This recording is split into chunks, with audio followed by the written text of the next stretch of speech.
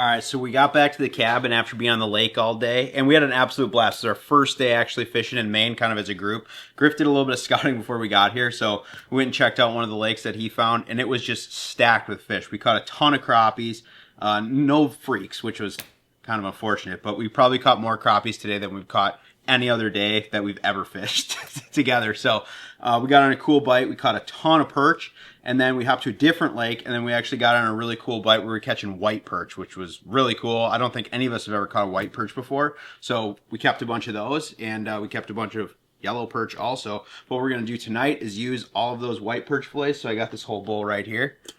Cleaned all those fish up. Took a while because we did have a lot, but we have a bunch of white perch meat right here, and what we're going to make tonight are Bang Bang Wonton cups, which I'm super psyched for. I love making these, and they're super delicious. So I'm going to show you how to do it right now, and it's going to be really easy and really delicious, and I'm looking forward to this one.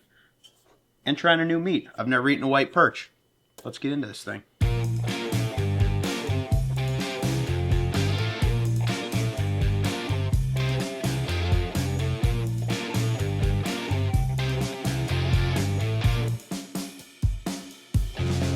All right, so first thing I'm gonna do, there's a couple of fresh things that I wanna get going here. One, I'm gonna make a little bit of a, kind of a slaw. It's just red cabbage, red onion, lime juice, salt, and pepper. So I'm gonna get that going right now because it needs to sit for a little bit and I'll start to wilt those things down and get really soft. Second thing I'm gonna do is make some green onion strands. That's what's gonna go on top of these at the end. It's a nice little garnish, really crunchy, gives a little bit of an onion taste at the end, but it's something you gotta kind of prep in advance. So I'm gonna get that stuff cut up right now and I'll show you how to mix those things together.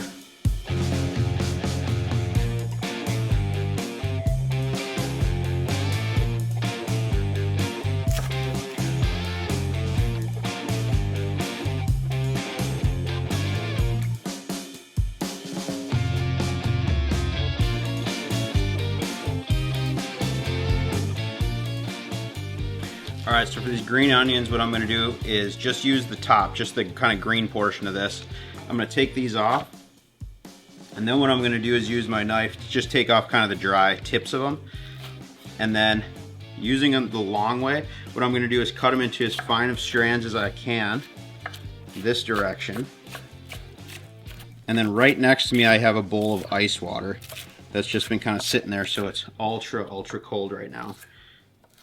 And what this is going to do, it's going to cause these to curl up, and this will be a little garnish for when we're all said and done with this thing.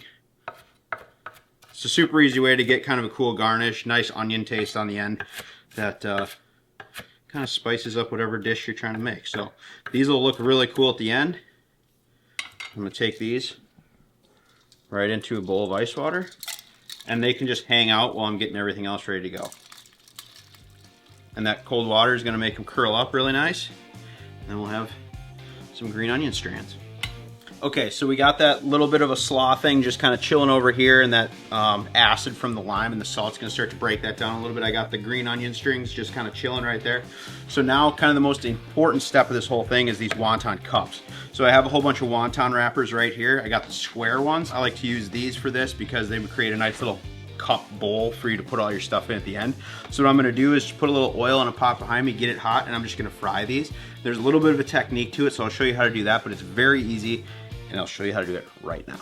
Okay, I'm waiting for the oil to heat up behind me for us to make the wonton cups. So while I'm doing that, I'm going to bang together the sauce really quick. So this is a Bang Bang Wonton cup. Bang Bang sauce is really simple to make. It's three things. It's sriracha, sweet Thai chili sauce, and mayo. So I'm going to do like probably a half a cup of mayo, and then about equal parts sriracha and Thai chili sauce, so probably about 2 tablespoons of each. And I'll taste it. If I want it a little more spicy, I'll add more sriracha, or a little more sweet, I'll use more Thai chili sauce. But it's a super easy sauce to make, and it's really delicious on a lot of things. But what we're going to use it for in this one is it's going to go and coat our fried fish.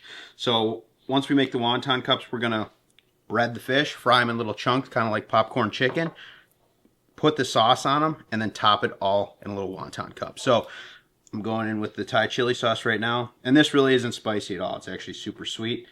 And then I have some sriracha, about the same amount of that. You can mess around with the quantities quite a bit, depending on if you like it spicy or not spicy, but it should turn a really nice reddish orange color. And when you put it on fried fish, it really absorbs into that breading really well, and it's super delicious. All right, so what I'm gonna do is take one of these wonton wrappers. I'm gonna use a ladle. I'm gonna just set it on top of the oil and then press it down with this. So it's gonna be basically on the bottom of this, and it's gonna form into a little cup. I'm just gonna hold it under the oil for about 10 seconds. It's gonna boil up a little bit. And as soon as I take the ladle off, I'm just gonna let it brown and it'll hold its shape. So here we go. Let that thing just chill out in there. And just by pressing down on it, it'll naturally wanna float up, so it'll create that kind of cup shape. Once they're brown, I'll just take them off, set them on this plate, and do a whole stack of them at one time. And they'll cool down, and that's totally fine. And then we'll load them up with all of our filling at the end, and they're gonna be delicious.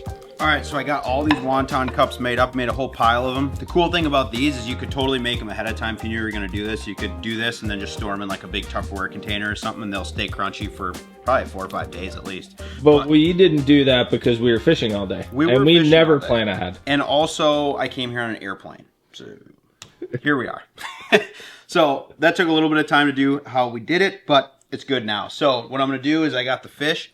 I'm gonna cut it up into little bite-sized chunks, and I'm gonna mix it up with 1 egg just to kind of get it all coated. And then I got some Catch and Cook, the crunchy original one. I'm gonna dump it in this Ziploc bag right here, get everything shaken together, fry them behind me, and as soon as they come out of the oil and they're still really hot, I'm gonna hit them with that bang bang sauce, mix it all together, and then we're gonna plate these up. There's literally nothing else you have to do. So, time to chunk the fish up.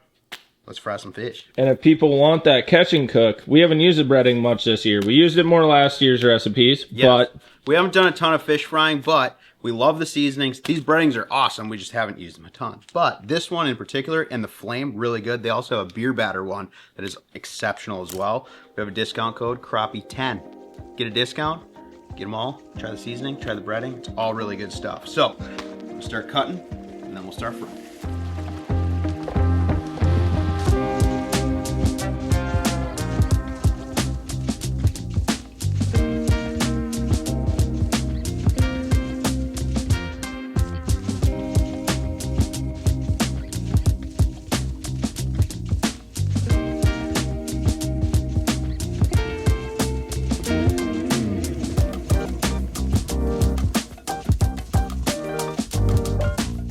Alright, so we're going to go over and start frying this fish. So I got the oil hot in this pot, and I'm just going to start dropping them in batches. I don't want to do too many at one time because it's a pretty small pot and I don't want to overdo it here, but like one big handful at a time.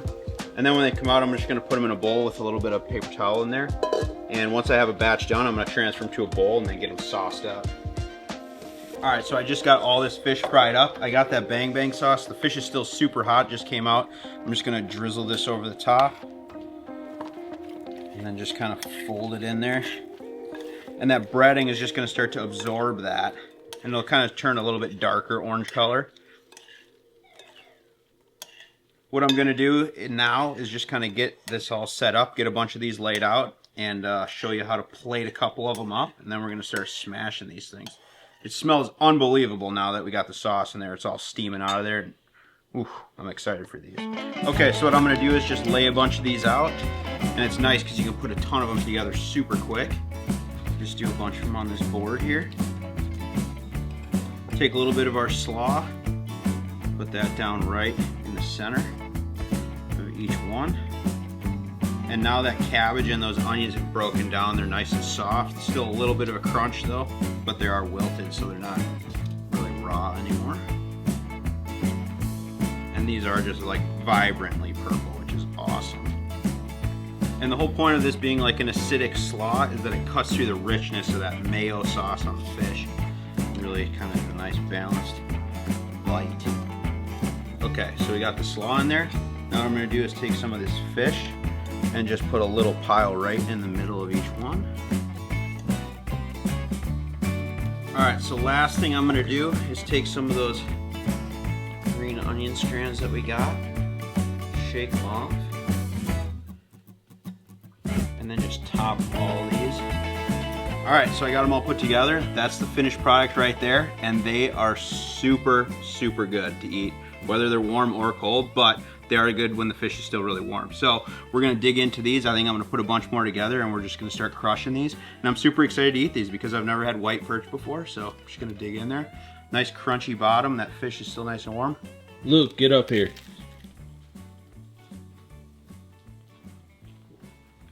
How was it? Really good. The fish is, whoa. The fish is super firm, which I could tell when I was filleting it. It's almost more like a walleye fillet. Super cool. A little firmer than crappie. The flavor is pretty similar, but definitely a firmer textured fish, no doubt.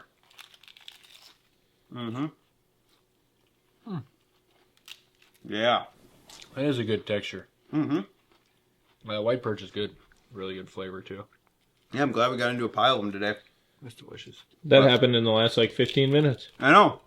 It's crazy. We literally just found them on live. We're like, those look different. Drill on top of them. And we just beat the crap out of them for like 5 minutes. Ended up with... Got their PB. Yeah, everybody got a PB white perch today. But super stoked. We had plenty enough to make dinner for all of us. And super good. We should try making these. And the other thing is, this recipe right here, if you want this one, it's in the cookbook. And now we will see you all tomorrow, right? Yeah, we got a big game plan for tomorrow. Big fish coming. Big fish on the way.